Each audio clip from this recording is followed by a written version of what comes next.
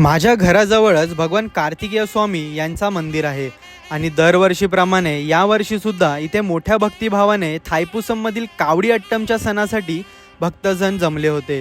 हा सण प्रामुख्याने दक्षिण भारतात साजरा केला जातो। या दिवशी महादेवाचे ज्येष्ठ पुत्र भगवान मुरुगन म्हणजेच भगवान कार्तिकेय स्वामी यांची पूजा केली जाते।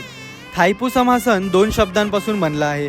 पहिला थाई जो तमिळ महिना आहे आणि दुसरा पुष्प नक्षत्र आहे ज्याला तमिळमध्ये पुसम म्हणतात।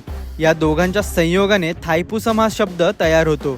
असे मानले जाते की या दिवशी भगवान कार्तिकेयाने ताडकासूर आणि त्यांच्या सैन्याचा वध केला होता। या दिवशी पूजेसाठी भाविक प्रार्थना आणि उपवास करून स्वतःची तयारी करतात।